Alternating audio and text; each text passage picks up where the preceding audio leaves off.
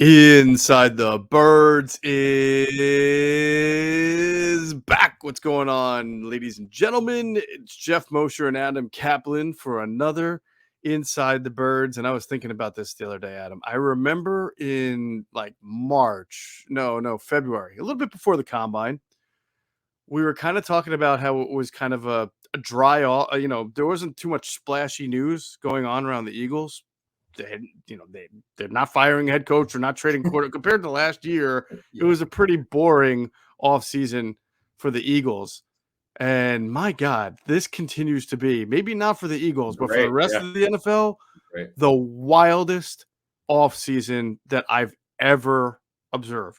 I don't think anything comes close to what we see in this NFL offseason. It's not the pace of the NBA because the players have more control. But I'll tell you what, the players are starting to take a little control, particularly the superstar players. It's good to see. Mm-hmm. The Tyreek Hill, we'll get into Tyreek Hill and your nugget on the Eagles, interesting, which caused a stir on Twitter on Wednesday. Oh, my gosh. What doesn't cause a stir on Twitter? It's unbelievable. On our Inside the Birds feed, it was – oh my goodness gracious! We retweeted what you said, you put out there, and it caused we've seen some engagement on our Inside the Birds feed. I think we might have had like 1,000 responses. A couple people cursed, whatever, that's Twitter. Well, I mean, there's a lot of emotion out there in free agency. Or I get it social media, but anyway. Yeah, I mean, I get it. I think it's difficult just in general. Like, I think everybody will tell you. Every good football fan knows that free agency is a real risk, and that there are so many teams that make mistakes. But it is hard to sit there in this crazy wild offseason where some of the guys trading jerseys are going to be in Canton someday, right? Which you don't often see. It's kind of hard to sit there while everybody else seemingly makes these big splashy moves, and you haven't done much since the first day to really do anything all that to improve yourself. Of course, the Eagles did sign a wide receiver since we last did our podcast, so we'll get into that a little more. But, I understand it. But at the same time, nothing changes about what we say. I mean, the process of improving the team does not end after the first week or two of free agency. And you and I have talked about it, and we'll continue to. We know that Howie Roseman is not just sitting there sleeping, thinking that his team is great, right? He's going to make more moves unless he just continues to just not be able to. But if he wants to make more moves, we'll get into it. So I understand it, but I also think some people are getting a little too overreactive to the idea that the Eagles are not, out there doing this, that, and the other to make, to load up on another dream team that never worked for them from the start. Well, honestly, if the Eagles signed the players that they were after, they had three main targets. They got one out of three. They wanted Reddick, got him. They wanted Allen Robinson. They were one of the finalists for him, as we understand. Didn't get him. They tried. They had a number. See, this is where the Roseman, the GM, is been more disciplined. Because I'm telling you, if this had been, you were talking about the dream team, and this has been 2011, 2012, 2013, I guarantee he would have overpaid for Allen Robinson. And a guy coming off of a tough year, good player though, he would have filled that veteran role very well as a starter for a couple of years on the 2-year structural role. We'll talk about his contract later. They got with the Rams, but didn't get him. And they got Marcus Williams was a much bigger party than Allen Robinson. They were the finalists. I mean, it was this close. So we were right in terms of the aggressiveness. Roseman went all in. I mean, not all in, but he went in. Not like on Byron Jones all in, but this was they were coming out firing it. If they would have gotten all three instead of 1 out of 3, great. But as you set it up, this is not about trying to win free agency anymore. That's the difference between Howie, the undisciplined GM early in his career, learning from his mistakes. And okay, I'm sure he's bummed that he didn't get a couple of these guys. Okay, hey, listen, I got 10 draft picks, 3 first-round picks. Right. They'll be fine. Right. King Howie II is a different version of King Howie I. So Not that's perfect. how they'll talk about it in the history books, by the way. King Howie I. Yeah, right. King right. Howie King II. That's funny. But look, it's, again, you don't win through free agency. We're not denying they wanted those players. They didn't get them. Oh, well. Right. And now but you can't do what's called a market correction. Okay, well, we didn't get these players. Let's make a trade for another guy that we had lower on our free agency board. You can't do that. Right. I You think know? everything it has to make sense. It has to be Yeah, smart. The valuation has to meet the evaluation, because if you start kind of bending the rules that you abide by for one guy, then you might do it for another guy, and you might feel compelled to, and then you start to go back to where you were when you were that guy in free agency a while back. So sure. I'm with you on that. I look at the Colts, and I I think some people are kind of bashing them, and deservedly so, when you have like 6 different quarterbacks in 6 years. Oh, yeah. But I thought the Matt Ryan trade was a good trade for them, and I think Matt Ryan, even last year, played fairly well given all the circumstances around the Falcons and losing his Sure. weapons and just not being on an overall good team, new coach and everything. I think the Colts are a great fit for him, Adam. I actually think they're going to be a competitive team, more so than even last year. I think they'll be more consistent offensively in their passing offense, because Matt Ryan's never had like an up down. He's not been Very like Carson consistent. Wentz. Yeah. He does throw interceptions. There's no doubt about it, but he's a pretty good quarterback. I think that's a good fit for them. Yeah, he is durable. Matt Ryan's durable. He takes responsibility when he play well. He's a leader. He's Hmm. just, he's got maybe 2 years left in him, which is ironically what he's got left on his contract. And Right. you hope that they do a better job of protecting him. They don't have a left tackle right now. We'll see what they do, the Colts. But yeah, that was. And look, you mentioned the Eagles' dead money last year. That's why they couldn't. They were quiet. Atlanta literally cannot do anything right now. The dead money that hits their cap. They were going to do stuff if they didn't trade Matt Ryan, but Terry Fontenot, their GM, made it clear from anyone who asked. He didn't say that Matt Ryan would definitely be their quarterback. He explained it at the combine. They're Hmm. open to some things. They're open to taking the dead money hit. And now they have Marcus Mariota, and they're going to add another quarterback, potentially in the first round. But the fact that or high up, the fact of the matter is, as you set this up very well. This has been the wildest free agency I've ever seen here. This is my 19th year covering the NFL. I still believe part of it is players have a little bit more juice to get out of situations. Hmm. And also, you Hmm. got younger general managers who are very aggressive. They're not afraid to make moves. Whereas you have the old stodgy guys like Dave Gettleman, who refused to trade in the draft. He finally did something with the OBJ trade, Hmm. which obviously was a major one. But a lot of the older guys don't like making moves. But the younger groups, when I say younger, it could be guys in their late 30s, early 40s, even the mid 40s or early 50s. They're willing to make moves, and it's good to see. I get the feeling there's still going to be one Oh, or yeah, two sure. big name type guys on the move before this is all said and done, maybe then before the draft. Yeah, So yeah. the excitement will continue, no doubt about it. And we'll be all over it as we always are. Now, we had a great, not good, great intel with Greg Cosell that just dropped this past week on Wednesday morning, where we started our NFL draft preview, and we began it with wide receivers, and we must have thrown, I don't know, in a 45-minute show, we might have done like 30 wide receivers at Greg. And he actually asked us, because he had just probably done the most work on that. And you can tell, because he doesn't even take a He's second. He's like, tried. oh, yeah, this guy. Bam. You asked him about a guy Yeah, who I hadn't yeah, even heard of, right? Velus Jones from Tennessee. yeah. And he was like, huh, I'm so glad you had, in typical Cosell, I'm so Well, glad you you know what asked me happened? about that, Adam. You know what happened with Velus Jones? So what happened was, Greg. Most years we talk before the Senior Bowl, and he goes, "Okay, here's a guy I saw. Let me know what you think." Right. So he texted me after the first day of practice, and it rained. It was sloppy as hell. It was tough to see. And he goes, "Hey, did you happen to see Velus Jones in Tennessee?" I said, "No, but I'll look for him. I wasn't familiar with him yet." And then the next day, he had a great day, and I go, "Hey, good call, man." I said, "Okay, yep. Apparently, you're already on this, so good. Yeah, you were right, man. Nice call by you." Yeah. So yeah, we peppered him with. It was like we went down a list, and then he goes, "Oh, by the way, maybe you want to know about this guy," and we talked about that guy. So this was fun, and so we dropped it on pod version on audio, and then it's going to be on YouTube on Friday morning. Is that Yeah, right? it'll be on YouTube Friday morning. Okay, great, Absolutely. awesome, awesome. So, Greg, why you should listen to it, besides just unbelievable breakdown on 30 different guys. We've talked about the Eagles' pursuit of Calvin Ridley, Allen Robinson, not just wide receivers, but those who specifically can play the boundary X outside, whatever you want to call it.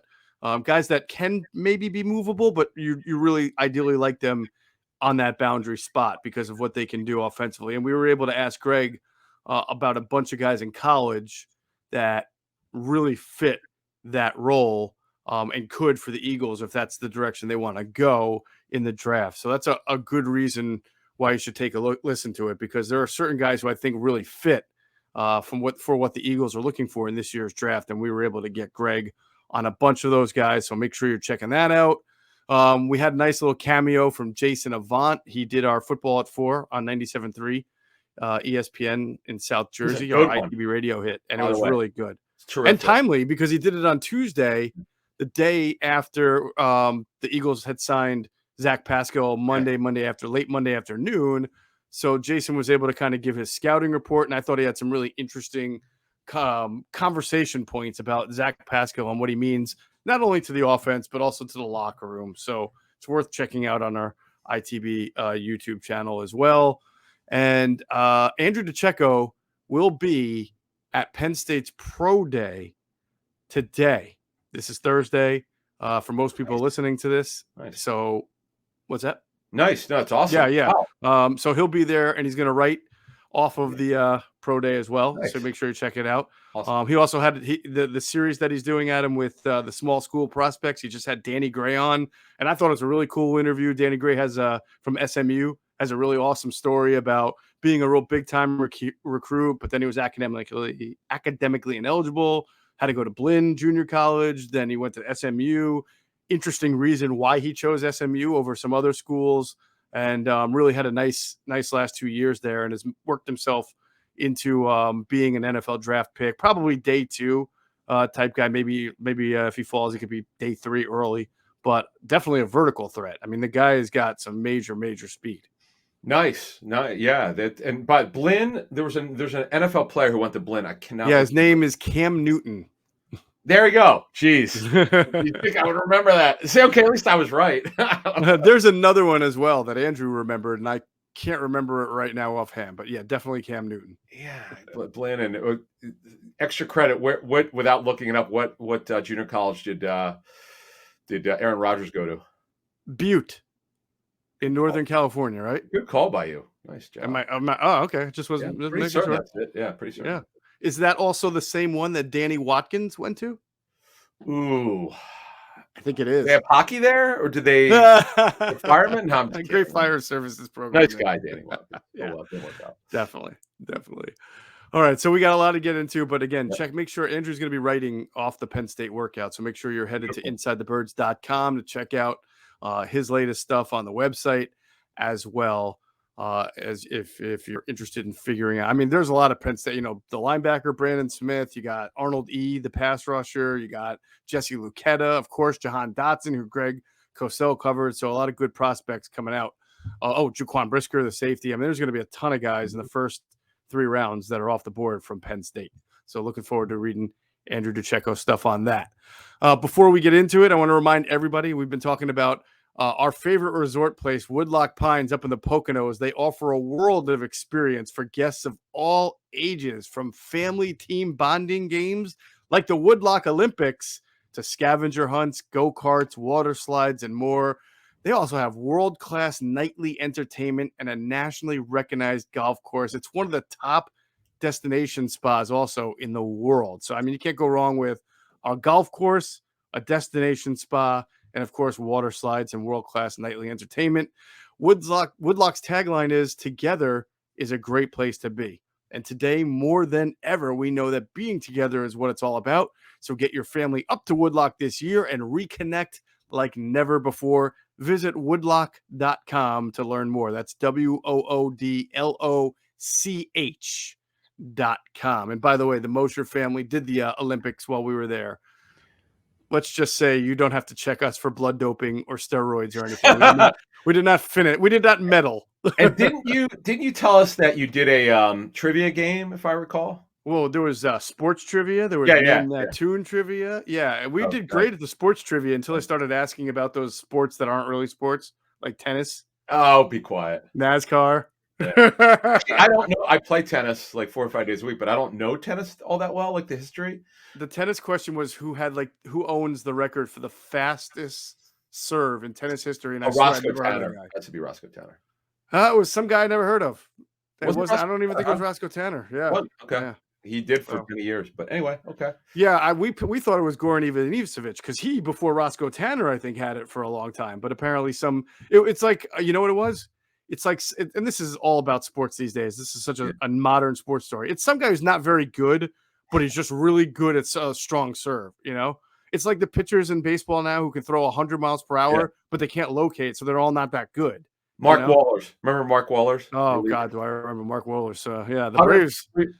Yeah, exactly. The rising fastball, but he had no action. Boy, he get torched with home runs Yeah. because they could see it as hard as it was. Anyway. Yeah, Armando Benitez was like that as well. Yeah, absolutely. All right, let's talk about from free agency. Yep.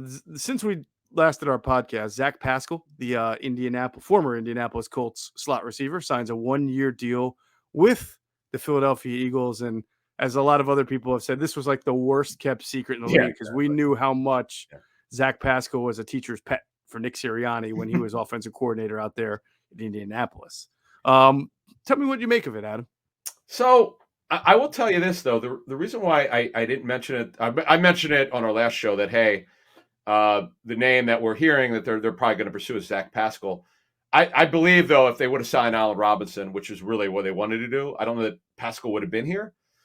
I'm not sure on that one, but I do know this. It's exactly the contract I thought he'd get, a very light contract. See, people are beating him up. You got to really know what happened last year. So talking to my Colts people, they want to be their fourth receiver. What happened was T.Y. Hilton suffered a significant injury, a significant time, and what do you know? Paris Campbell got hurt, so he was come back from an injury, then he got hurt. So Pascal went from being their fourth receiver to their second. It's kind of like a seventh man in basketball, where oh boy, he's great at that role, but when you have him a starter, you go, oh wow, there goes his per minutes average. He's not very good. Well, that's what happened to him last year. He was put in a role that he shouldn't have been in. It's not anyone's fault. A couple guys got hurt. Their depth was challenged. And he didn't put up the numbers that you would like as a starter. So you got to have better context when you say the guy can't play. It's because he was put in a role that he was not supposed to be in. Yeah. So in this role, if it all works out, he'll either be their third or fourth receiver. He'll do very well in that role because that's generally the way that the league sees him. So it's just it's unfortunate. And here's the contract. Everyone knows it's 1 year, $1.5 million fully guaranteed at signing. All of it's fully guaranteed, but and he's got $1 million in incentives. His base is $1.035 million. Signing bonus $465, and it adds up to $1.5 million. It's a very light contract because Eagles had leverage here.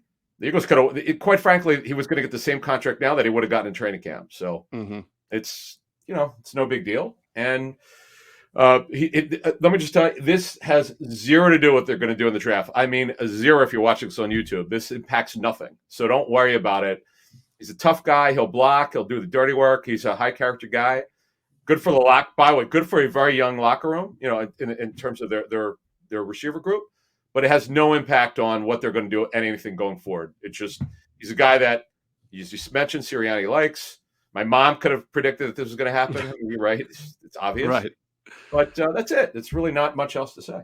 No, he does have for sort of a sparsely used receiver or a slot guy who's not extraordinarily explosive by any means. He's got 15 touchdowns in 4 years, and really it's 13 in the last 3. So he's got a knack for being able to find the end zone. I think I looked. I think most of his touchdowns are also red zone touchdowns, so he can become like a kind of a nice red zone threat because he's a bigger body. Yep, like I'm looking at his touchdowns right now: 4, 12, 18, 11, 3, 14, 12. These are all.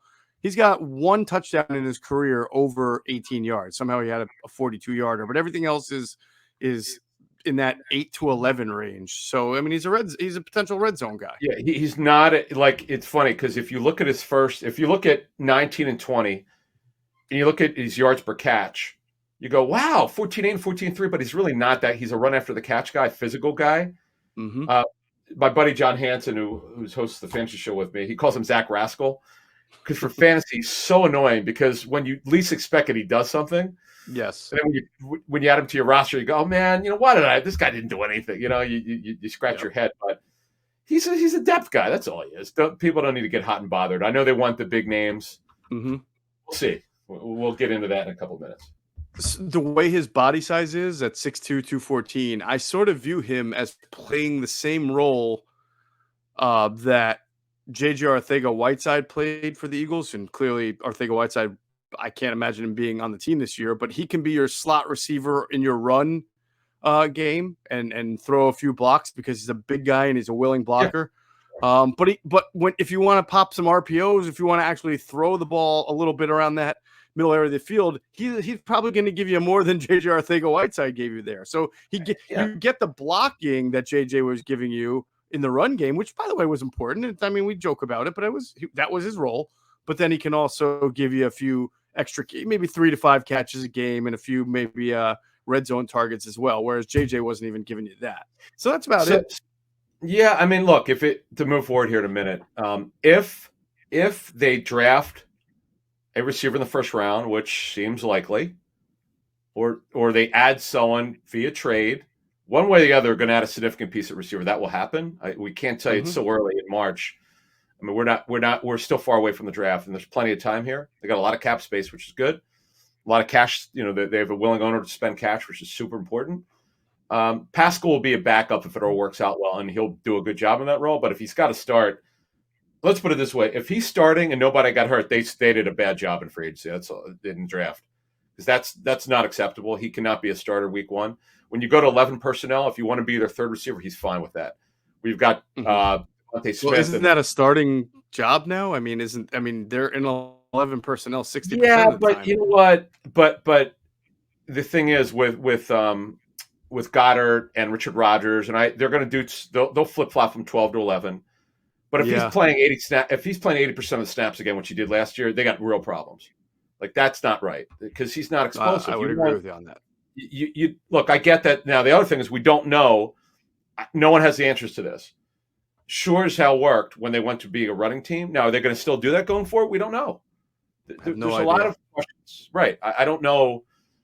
You know, we don't know offensively what they're going to look like because it's so early and they didn't add a significant piece of receiver yet. Mm-hmm. That'll come, but we just don't know how it's going to come, whether it's a trade. Is there someone who's going to get cut? Is it going to be the draft? We just don't know. It's just too early. It is too early. It's interesting that you said that you think the Eagles are likely to take a wide receiver in the first round. I certainly think it's on the table. It's certainly on the table, but I don't know how would you think it's likely? Well, okay, here's what I see. Now, this is predicated on they don't move, right? They're not going to be able to get Sauce Gardner at 16 or 15. Where are they picking? 15? What is it? 14, 15, 16, 19. Okay, no chance. I agree. He's top, maybe even top 5. So that unless they trade up, that ain't happening. We're not sure on Stingley yet. I need to get a better idea of where he's supposed to go. I mean, I keep hearing mid-first round, but they got to check into teams have to check into a bunch of things with him to see kind of where he's at. But I would think that the logical, if they keep 2, would be defensive end and corner, would be the 2 logical positions. Or D tackle, obviously. Davis, our guy we saw at the Maxwell Club Awards, we saw last week. Yep. He's a great player. But one way or the other, they're going to add a significant piece of receiver. I don't know how they're going to, whether it's a first-round pick, a second-round pick. And I'll tell you what, another thing about receiver, the early word from receivers coaches we've spoken to, one guy said it's the deepest receiver class he's ever seen, and this guy's been in the league a long time, but he didn't say elite. He said just depth. Super deep at wide receiver. And as you said earlier with Greg, listen to some of the names that we hit on, we discussed. Unbelievable depth. Yeah. Right? Yeah. There is good depth in this draft. I think there are going to be some guys who go 3rd and 4th round who might be able to contribute as rookies as long as their head's on right. And they, I'm not saying they're going to be starters, but they make rotational guys who can make a name for themselves as a rookie. That's the depth that I see at that position in this draft. So I want to ask you something based on the fact that you and I both get the sense, just based on the moves, that they're going to add another wide receiver through either free agency, trade, or draft. All right. Before I ask you that, let me remind everybody, especially our Hoops fans, that the latest offer from DraftKings Sportsbook an official sports betting partner of the NBA, is too good to pass up. We're talking between the legs, 360 windmill good. New customers can bet just $1 on any team and get $150 in free bets if they win. It's just that simple. DraftKings Sportsbook customers can also bet on the NBA with same game parlays. Just combine multiple bets from the same game for a bigger payout, because the more legs you add, the more money you can win. DraftKings is safe, secure, and reliable. Best of all, you can deposit and withdraw your cash whenever you want. So download the DraftKings Sportsbook app now. Use promo code ITB. Bet just $1 on any NBA team and win $150 in free bets if they win. That's promo code ITB at DraftKings Sportsbook, an official sports betting partner of the NBA. Must be 21 or older. Pennsylvania only. New customers only. Minimum $5 deposit restrictions apply. In partnership with Meadows Racetrack and Casino. See DraftKings.com/sportsbook for details. Gambling problem, please call 1-800-GAMBLER. All right, Adam, let's do the numbers here then. Eagles add another wide receiver, okay? Whether it's trade, draft, whatever, free agency. All right? They've got Devontae Smith. That's 2. They've got Zach Pascal. 3. They got Quez Watkins. 4. I haven't named Jalen Reagor yet.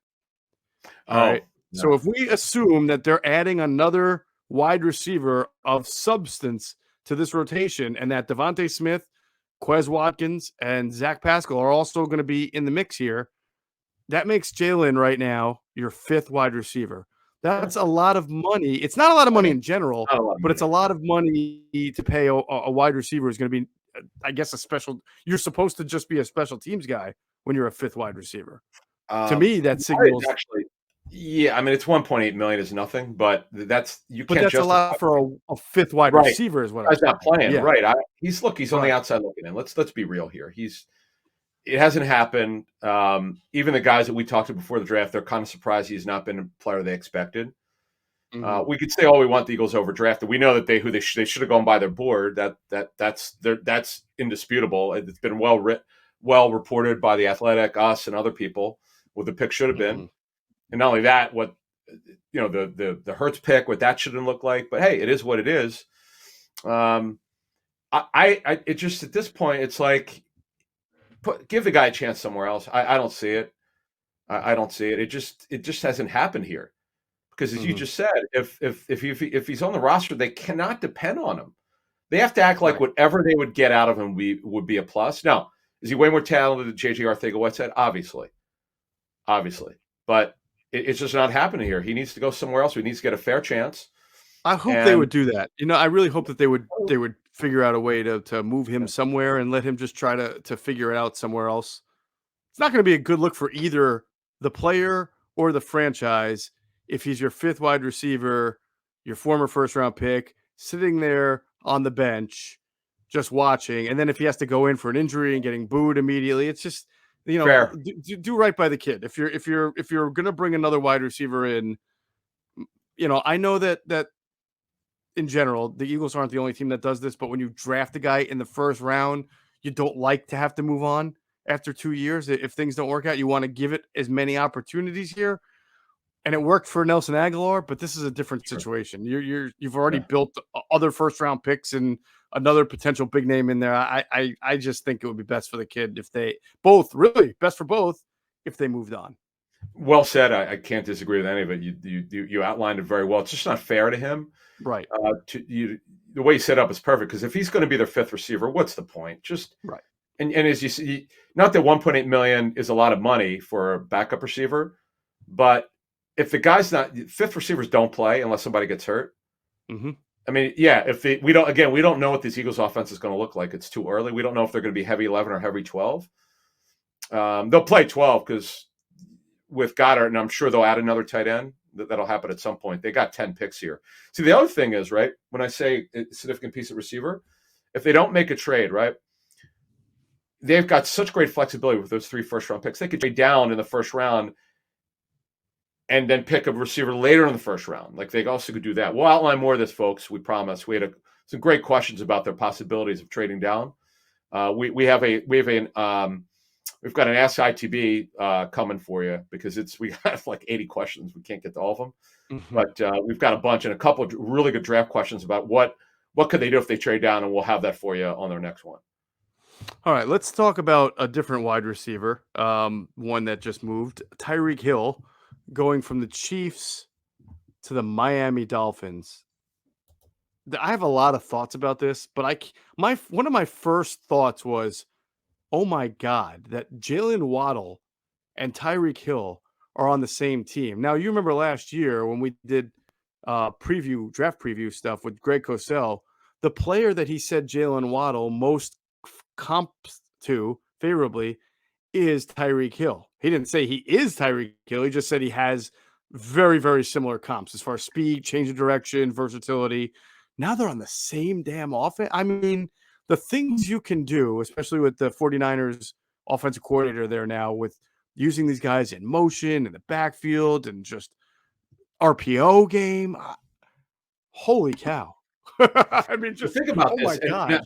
for now, Devontae Parker's on the team. It's almost hard to justify it because I was looking up their contracts on Wednesday. This is crazy. Like don't forget Cedric Wilson, who was great as a backup, is making over $7 million. Tyreek Hill's making $30 million per season, quarterback money. Jalen Waddle's terrific, who is unfortunately because Tua can't throw the ball downfield, is more of a possession receiver. If they would have got Watson, they would have thrown the ball downfield. And Parker, someone's got to go, and obviously the odd man out would be Parker. So we'll see what happens closer to the draft. And Preston Williams, they re-signed him. Someone's got to go. Oh, by the way, the Eagles. Let me ask you this question. Not saying they're involved with Devontae Parker. What would you think of them trading for Devontae Parker? I think it would be a good move in that Devontae Parker is a tall physical receiver. He's over 6 feet tall. He's over 200 pounds. He's a natural, I think. I'd love to ask Greg this because I don't watch a ton of Miami games, but I would think he's more of a boundary X than anything else. So he satisfies a need. The only thing I would tell you is, though, that he's like one of those guys that you sort of get excited about on name, but then when you watch him play, like, yeah, he can make plays, but he's hurt a deal. I don't. I mean, he improves you, but he's not. He doesn't transform you. He just improves you. I mean, when they brought Alshon Jeffrey, and I felt like that really brought the offense to a different level as far as having a scary guy. I'm not sure he's in that echelon. Let me ask you a question. Didn't Parker light up the Eagles in the picket fence game? Am I wrong? I mean, yeah, everybody's lit up the Eagles at some point. That was where they blew that lead and the Sun and Kenny Britt. I mean, you're talking to a guy, and as you've seen, I've seen Kenny Britt light up the Eagles. Oh God, yeah. I've seen Mike Furry light up the Eagles. I've seen Calvin. Who's the other guy on the Detroit team that lit up the Eagles with Furry that day? John Kitna threw for 400 yards. Why can't I think of his name? There was a linebacker, Roy Williams. That's the name. Roy Williams light up the Eagles. Mike Furry, who I'm told should have joined, believe it ironically, Doug Peterson's staff, but didn't work out. He's now coaching in college. But so here's the thing about Parker. Gifted guy, former first round pick. He's older now. He's 20. He just turned 29 in January. Now he's got 2 years left on his deal. No guaranteed money left. I would personally. Everything you said is right. He's had an injury history.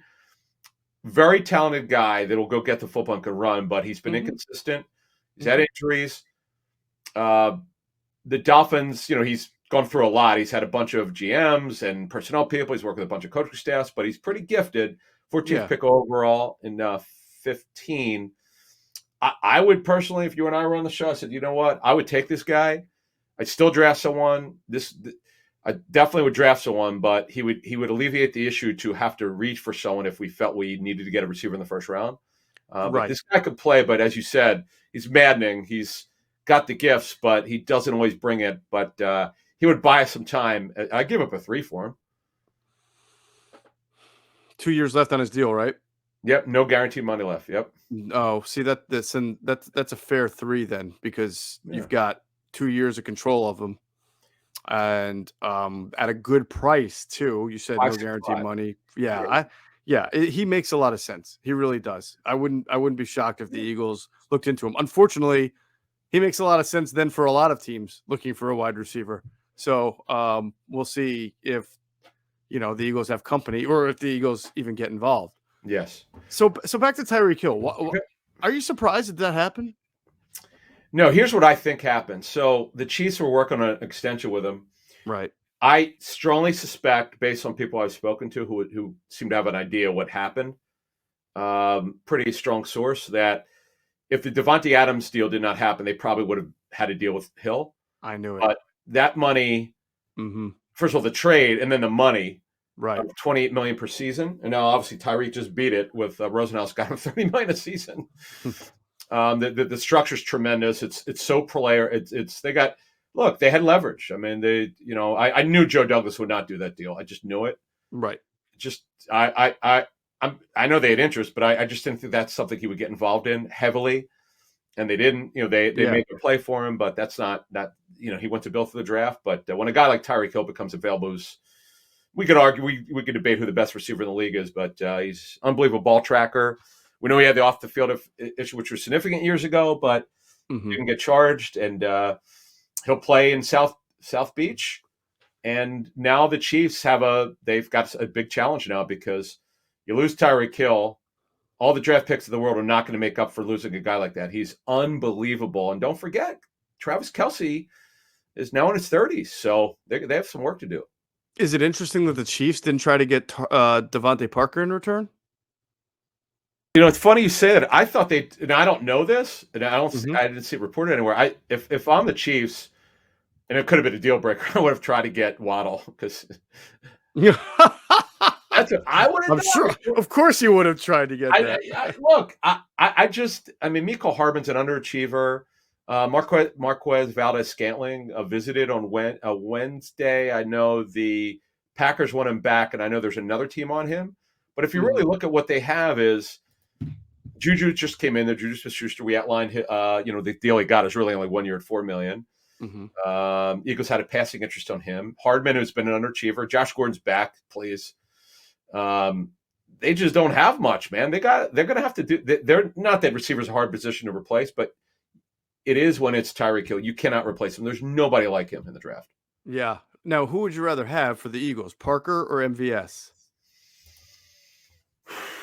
And MVS did not have a drop last season. I know he's injured. He got hurt last season, but he did not have a drop. He's more of a shot play guy. Yeah. Whereas Parker is more of a volume guy. I would. Great question. I love the question. I would rather have Parker. Again, if you and I were running it, I'd say my vote is Parker. Who's your vote?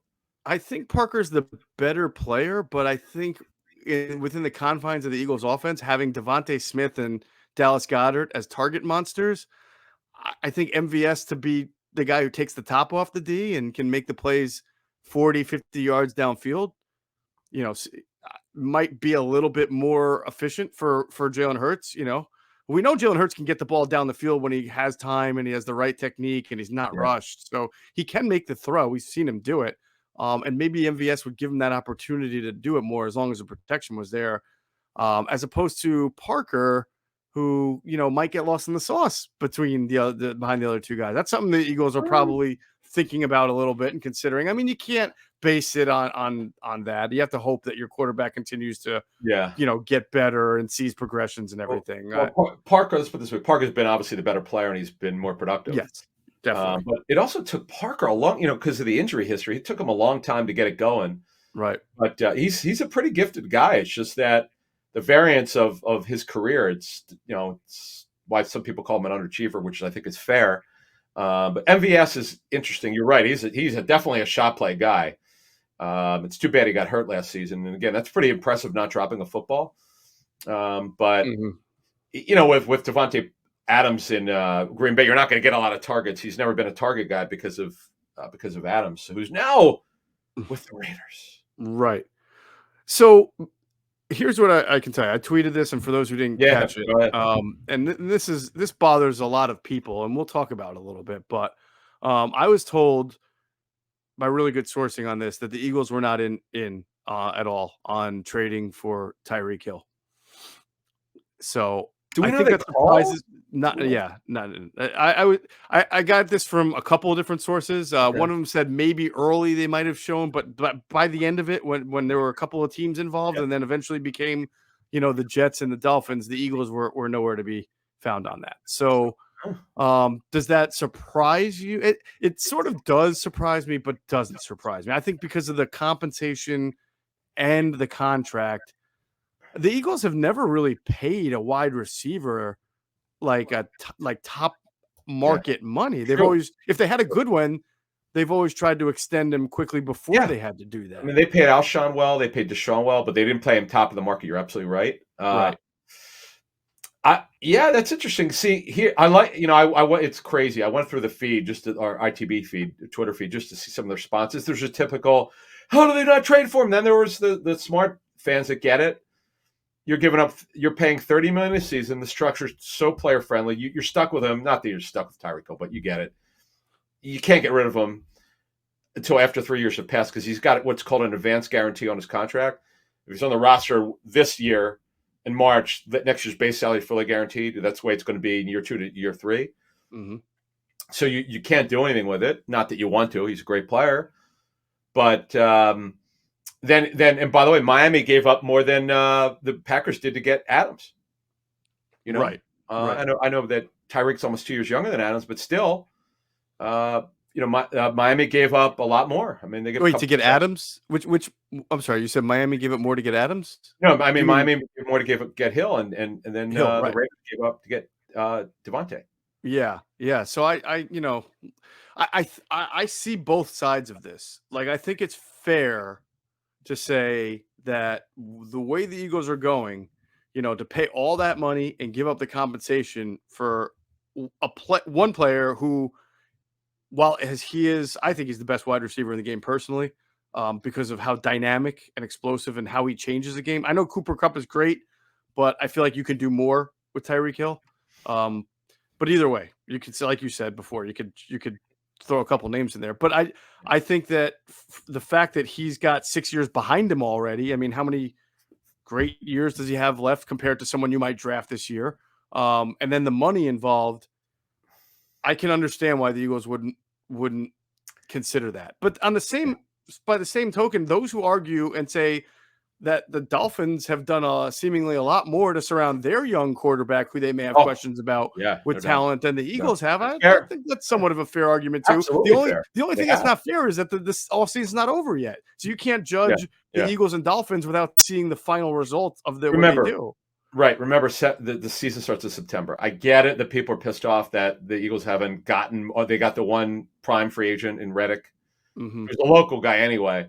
They're 1 for 3 on their target, their high end target list, as we mentioned at the top of the show. They absolutely were in deep with Robinson. They tried, but they were disciplined with that one. There was only so high they would go, and then Williams, they were right there. He just chose Baltimore over him. I know we're getting the questions, and it's all fair about why aren't these players signing in Philly. It's all subjective. There's no way to know.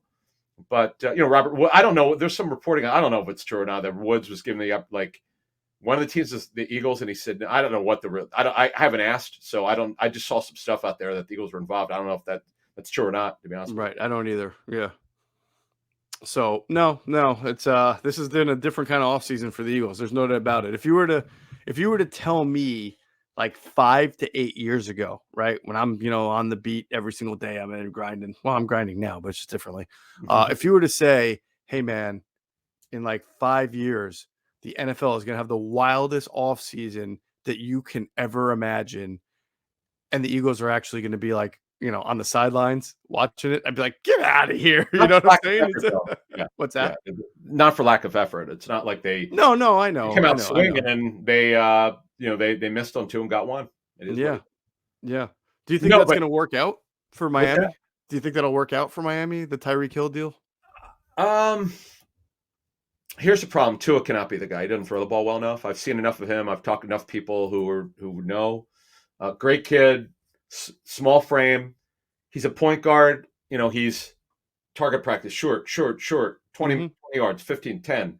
He can't throw the ball downfield. It doesn't match what Tyreek Hill is still at the top of his game. And Cedric Wilson's really good. Waddle's a speedster who had to be a possession receiver last year because Tua can't throw the ball downfield. Right. Gesicki's a slot tight end. That's another thing.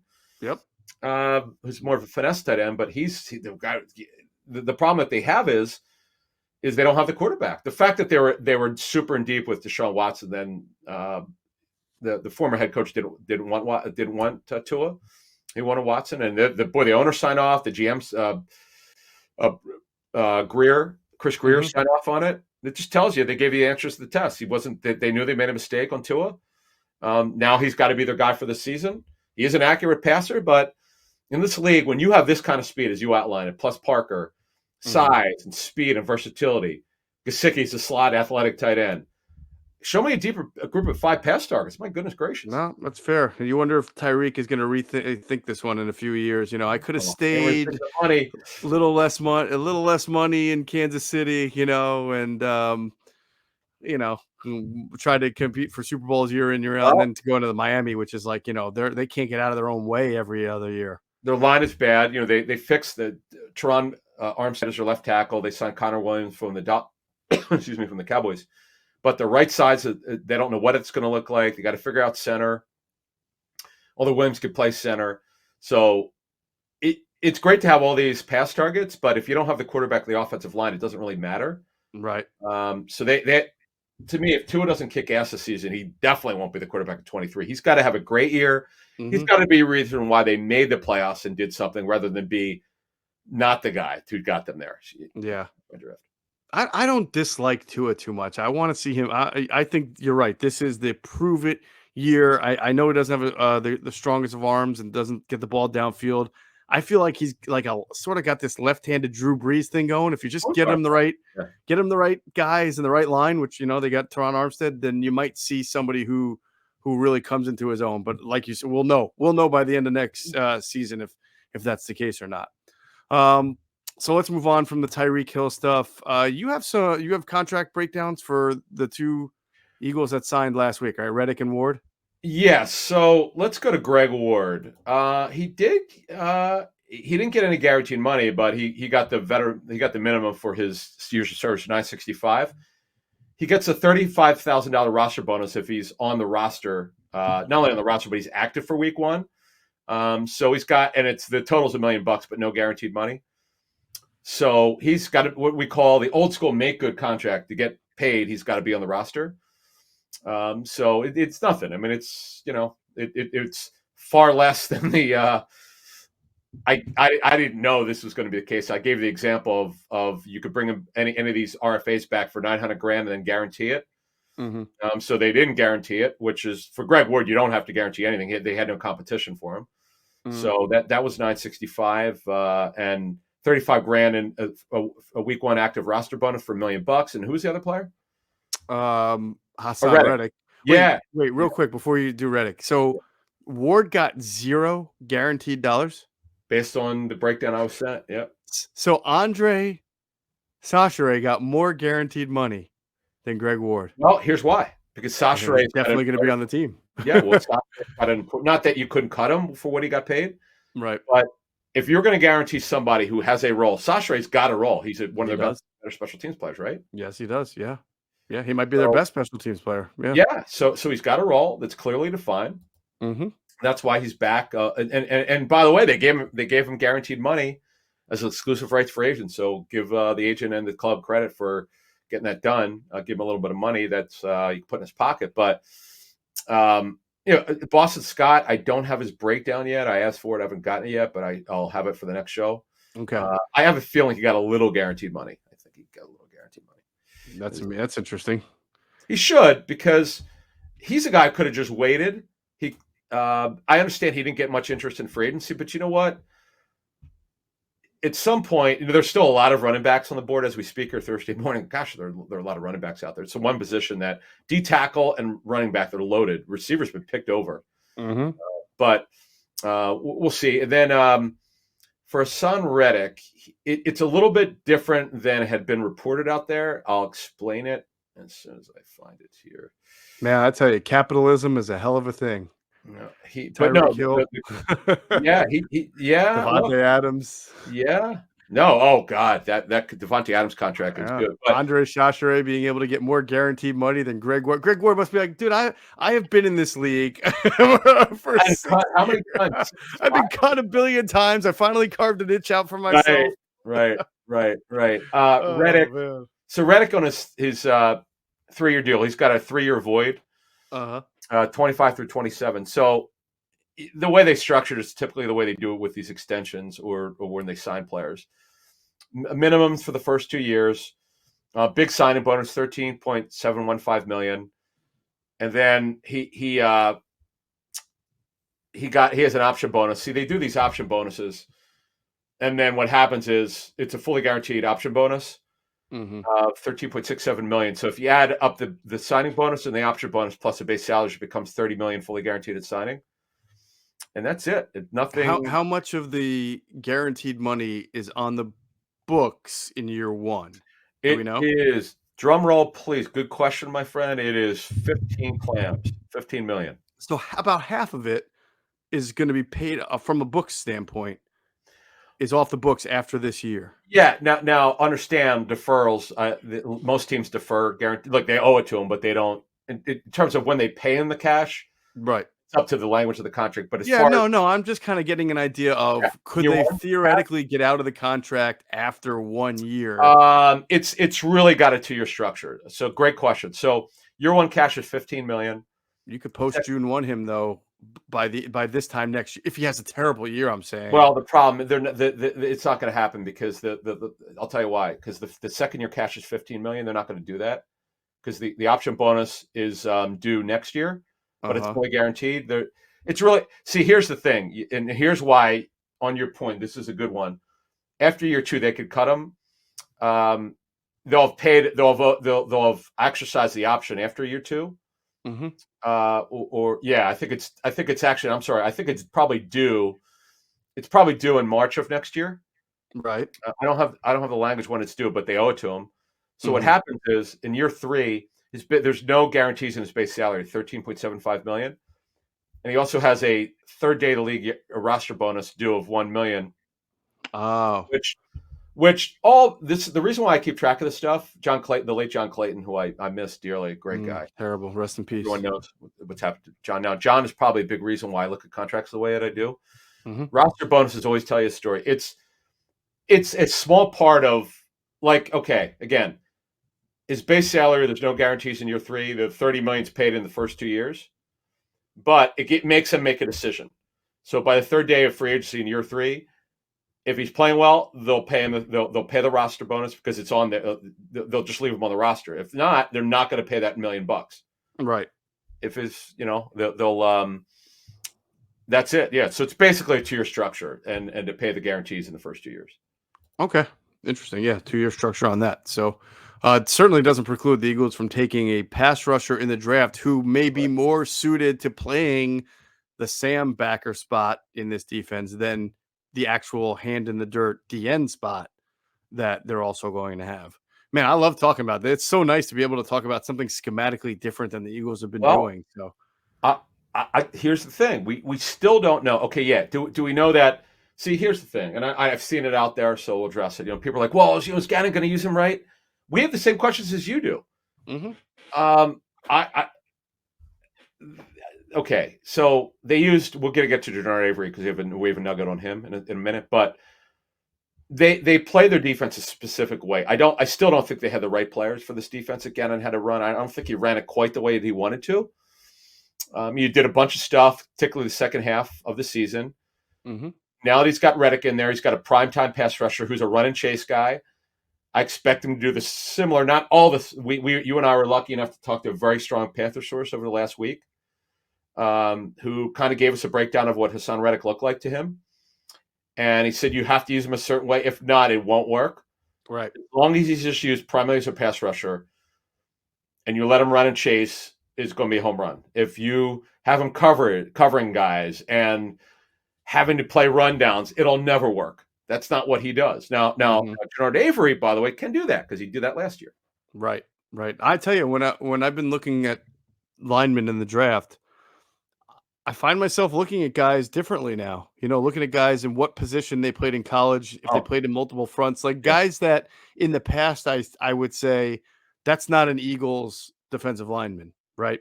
I would say because he's more of a 5 or more of a nose or a shade, right? Now I'm like, oh, that guy's interesting. Like a DeMarvin Leal, for example, from A&M, just to use a name. I would have never.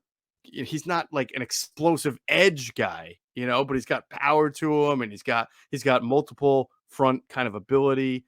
Now I think, well, gee, he might be a guy that kind of fits, like Trayvon Walker from Georgia. And of course, Jordan Davis can probably play in multiple fronts, and Travis Jones from Connecticut. Those guys I would probably have never, we were always looking for burst. It was all about burst, sure. and what does versatility matter? You're just going to line up a guy on the edge, or you're just going to line him up in a 3 technique and have him run up the field to the quarterback. Now it's different. I kind of like it. It's making me more educated, just as an observer of tape or gatherer of information. I would say this, because you had the nugget last year in Tui Peloto. It didn't work out with him because he was hurt. He had that hamstring injury. Yep. They're expecting him to have a role. Like he physically was not ready. He needed to get in better shape because of the hamstring, and now he's fine. So, I know Greg liked him a lot. Cosell, Greg spoke very highly of him. So if he's healthy, which we're told he is, he should be able to play a little bit of that nose. The way that they don't play, they do it a little bit. A little different. We'll have better notes on this, but we were told it's not your traditional nose. Right. But they have a specific role in mind for him. Doesn't mean they're not going to draft a D tackle. I bet the house are going to at some point in this draft. It could be first round. Mm-hmm. So we'll get a little bit more information on the draft on these guys soon. And we'll talk to Greg about it. But this front's interesting. We're still trying to figure out what changes or adjustments they're going to make. I know the defense will be, in theory, mostly the same, but there are going to be some adjustments, and we're dying to know what those are, and we will find out.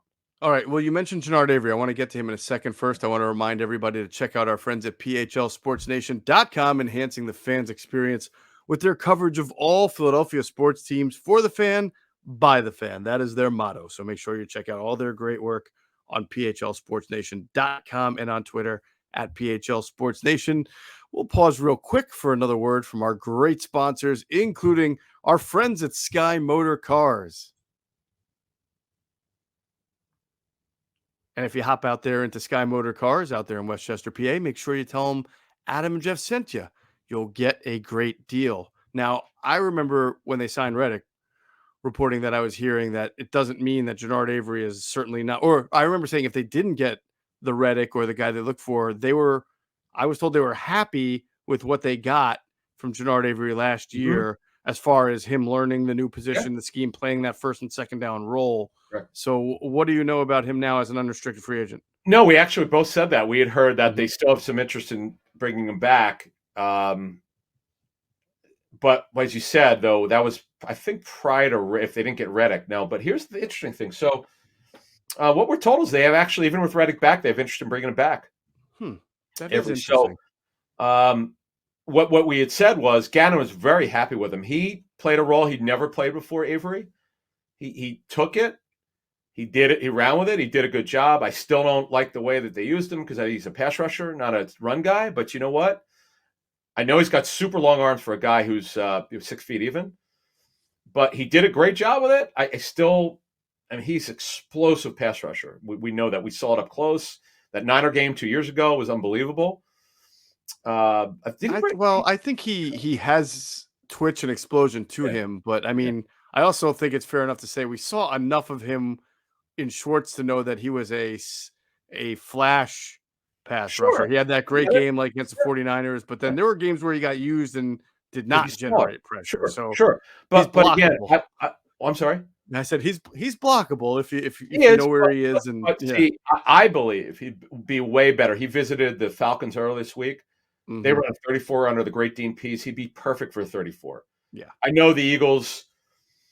They run 34 looks. They're more of a 43, but looking like a 34, based on a lot of things that they do. But the whole thing is this. They do have interest in bringing him back. I'm not saying he's coming back, just to be clear, if you're quoting us here. I'm not saying that he's coming back. I'm just saying they have interest in bringing him back. We'll see where it goes.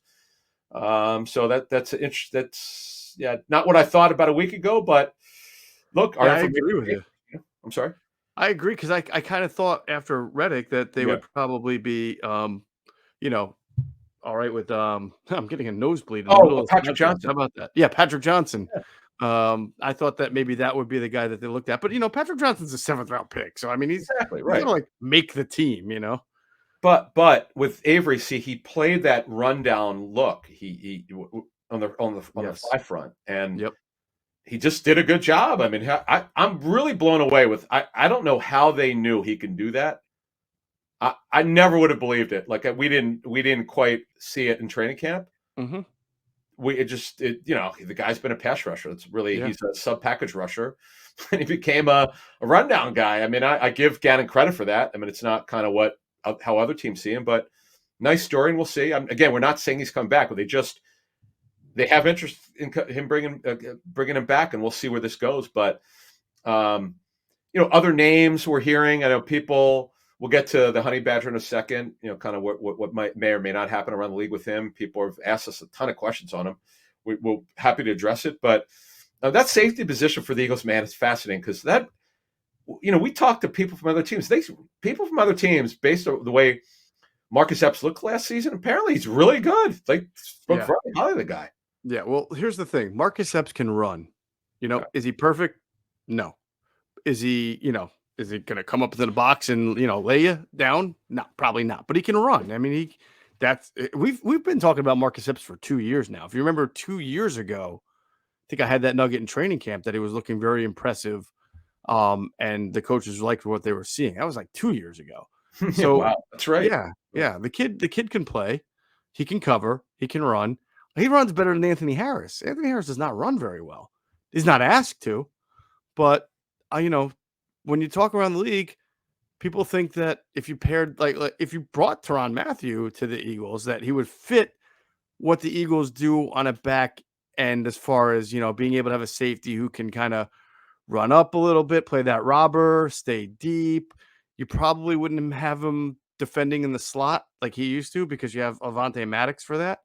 But you can move around a little bit. And then I don't know what the number is that he's looking for, Adam, but he's obviously not gotten it yet. You kind of wonder if he keeps hanging out there, do the Eagles make a move? See, this is, again, to be clear, not saying that the Eagles are going to sign him. What we're saying is, you just said, the longer this goes, I wouldn't rule him coming in here. Folks, those of you who've been with us a while, we'll tell you when we rule stuff out. Marquez Valdez-Scantling, barring something unforeseen, he's not on the Eagles list. Mm-hmm. Things could always change, but he's not now. He hasn't been. But I don't know why he wouldn't be, but that's their decision. They weren't on him. Things could always change if he continues to not be signed, though. He should be signed within the next 24 hours. But Honey Badger is still good. I know Cosell talked very well of him. We talked to him either on the air or off there. I can't remember, with him last week. Mm-hmm. He said his tape's pretty good. He's a smaller guy, leader, great human interest story. And see, the thing is, if you bring a veteran in like him or somebody else, you want to, this particular team, you want to bring a guy in as great as Rodney McLeod is as an Eagle over his career. He's older. Honey Badger's way better. Again, no offense to Rodney, and they also don't play the same way. Mm-hmm. But Honey Badger turns 30. He's still got at least 2 good years left in him. That move would make sense. Yeah. Whereas bringing Rodney back, like, where are you going here? Yeah, no, I know. I've spoken to a team that wonders if Badger can still run the way he used to. I mean, he's a little obviously older now. Yeah. But again, I mean, he used to go into the slot and man up against slot receivers. You have Avonte Maddox for that. I don't know if that you need Tyrann to be able to do that. He can still be good safety, a really good, better than anything the Eagles have when asked to do certain things. So we'll see. Yeah, we'll see. Yeah, we'll see. I feel like you made the point, right? The longer he kind of hangs out there, and maybe the number isn't what he originally wanted, then maybe it becomes a more realistic and viable option for a team that needs a safety but doesn't want to overpay. Although Tom Connors is agent, I know I like him personally. He's an interesting guy. People forget he played in the league for the Chiefs for many years, but that's right. The way to explain to me by a league source who's done contracts with him, he takes a number and he doesn't move off of it because he knows he has leverage because he has the best players. Mm-hmm. So wherever the Honey Badger goes, Connon's going to maximize that number. Let's say he gets $12 million a year, right? He does turn 30 in May, but still pretty good player. Yeah. These agents have the best players. It's tough to deal with them sometimes because they know that they have the guy the team wants. But as you said, the longer it waits, where it goes, who knows? Eagles sometimes have Steven Nelson, by the way, a nugget with Steven Nelson last year, they were not in, at the beginning of free agency. They might have made a call or two to the agent. They monitor it, but they were not going to lose any sleep if he went anywhere else. Right. And then what happened was, because he was still on their list, Mm-hmm. as you said, you keep going. When did they sign him, by the way? Oh God, it was it May or June? It was really late. It was late, wasn't it? I'm going to check real quick. It'll take 20 seconds. And Nelson's super competitive. They signed him in July. Oh my God, it was that late, wasn't it? So look, again, you can't depend on this stuff. You got to be careful when, I've made the mistake of thinking, teams could just wait and they'll get some. Not. You can't do that. Like, you can wait. Like, Nelson's a guy you can wait on. What did he get paid last year? $3 million? Something small? I thought it was up to $3 million. I don't know if you made the full 3, so I can't remember. Right. I'll tell you, my file says file's done. Last year, 1 year, $2.5 million. Yep. A little bit of upside, but the real money was $2.5 million. So they got an unbelievable bargain, and they waited till July. So That's they're right. in good shape. All right. Well, we'll be back on Monday to recap whatever, the 5 or 6 earth-shattering things that will happen next in the NFL between the end of this podcast and then. And look forward to talking a little more football, a little more Eagles when we do that on Monday morning. All right. Thank you all. This has been another edition of Inside the Birds, the leading podcast in Eagles Intel. Big thanks, as always, to our producer, Hunter Brody. Check out his work on YouTube. His channel is called Sports Talk with Broads, and his website is broadsmedia.com. And as always, we thank you for flying with us inside the birds.